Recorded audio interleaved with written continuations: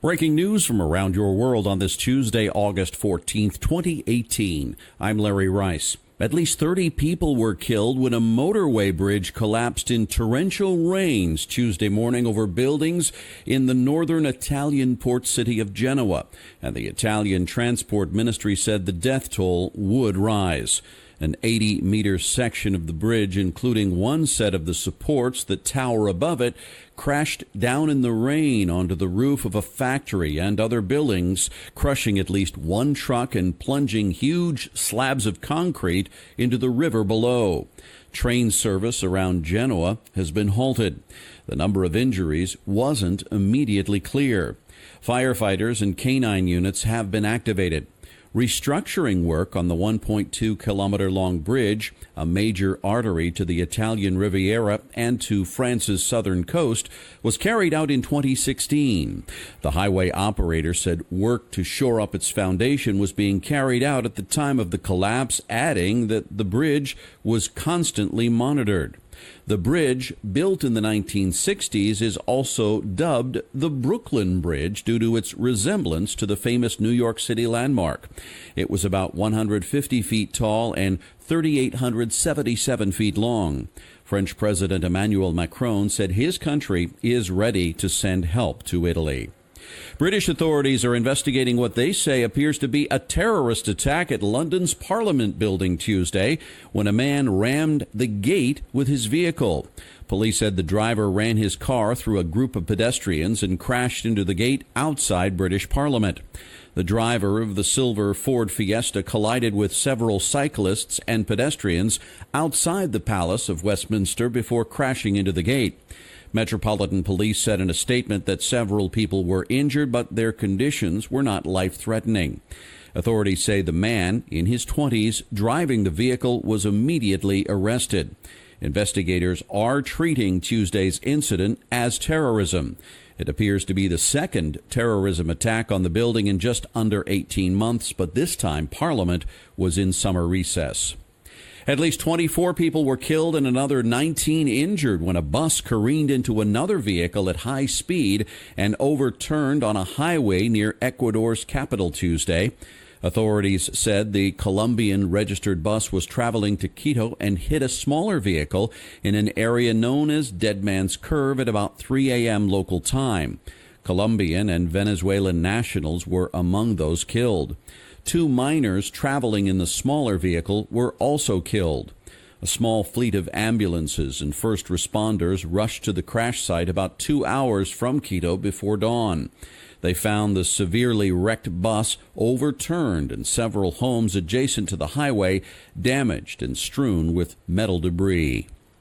Afghan troops backed by U.S. forces gained control of most of the embattled city of Ghazni on Tuesday, while a Taliban attack in another province raised new questions about Afghanistan's defenses against the insurgency.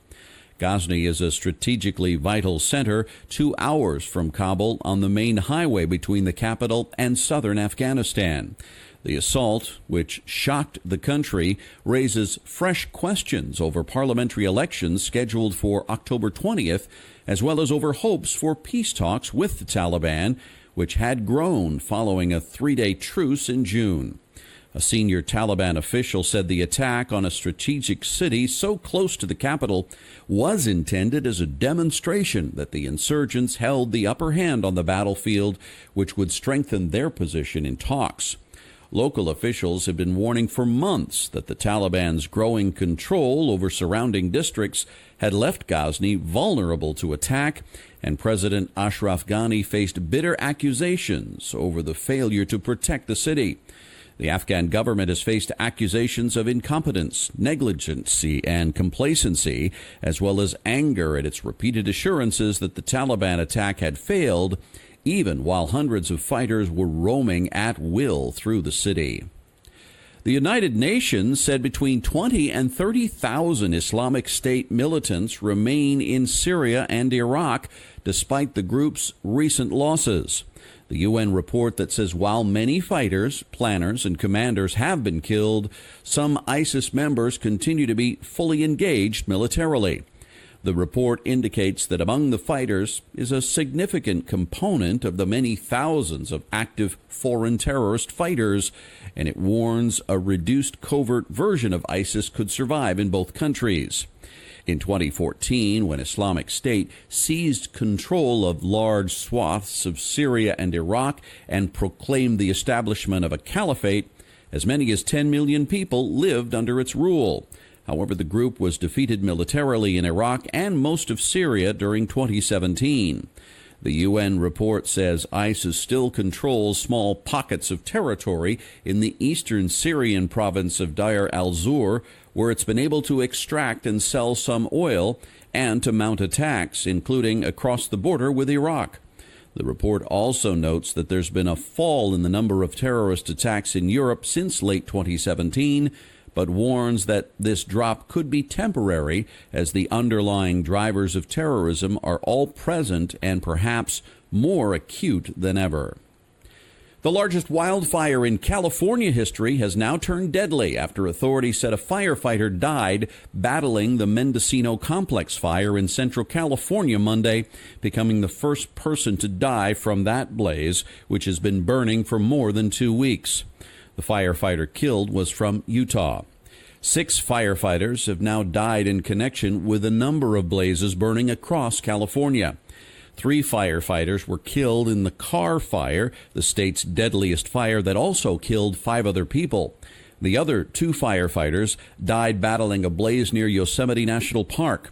The Mendocino Complex fire, comprised of 2 individual fires in the same area, started July 27th and has burned about 350,000 acres in Colusa, Lake, and Mendocino counties.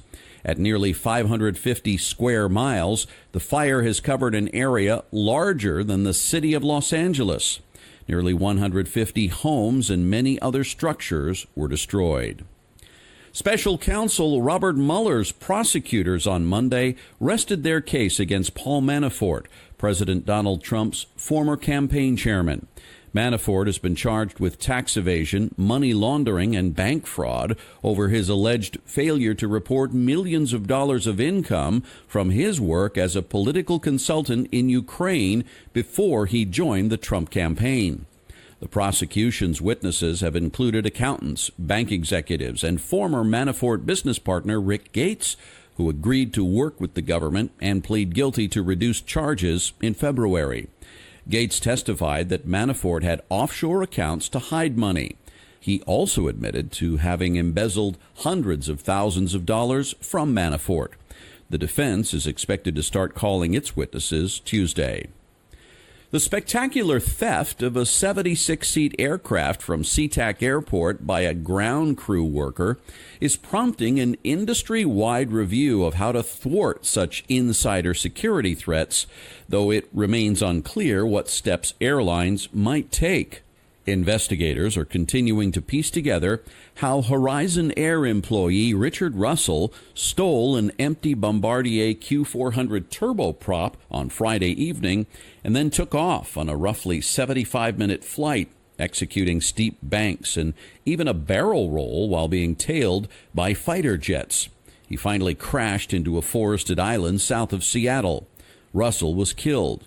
No one else was hurt. Port of Seattle officials have been in touch with other airports and airlines to begin to assess procedures. SeaTac has added security guards in the cargo area where that plane was parked when Russell stole it.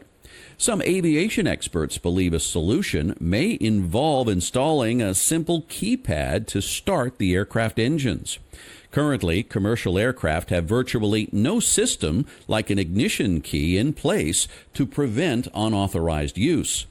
Other potential solutions could include additional vetting or monitoring of employees, changes in who can access the planes and when, and having parked aircraft monitored by closed-circuit television or by security patrols. The National Transportation Safety Board referred questions to the FBI, which has released limited information about the investigation. The Austrian capital, Vienna, has beaten Australia's Melbourne to be named the world's most livable city. It's the first time a European city has topped the rankings of the Economist Intelligence Unit annual survey. The Worldwide League table ranks 140 cities on a range of factors including political and social stability, crime, education, and access to health care. According to the survey, nearly half of the cities have seen their livability ranking improve over the past year. Melbourne, which was ranked second in this year's global rankings, had previously come in top for 7 years running.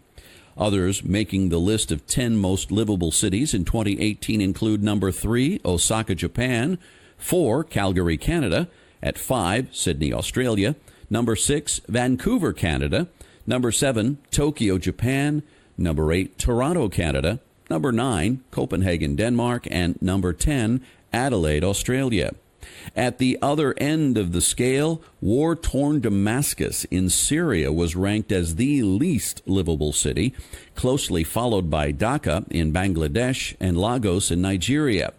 Others on the list of 10 least livable cities in 2018 included Karachi, Pakistan, Port Moresby, Papua New Guinea, Harare, Zimbabwe, Tripoli, Libya, Douala, Cameroon, Algiers, Algeria, and Dakar, Senegal. The EIU said that crime, civil unrest, terrorism, or war played a strong role in those 10 lowest scoring cities. And that's your update for this Tuesday, August 14th, 2018. I'm Larry Rice. Thanks so much for listening and for your generous support of this podcast, and I hope you have a wonderful day.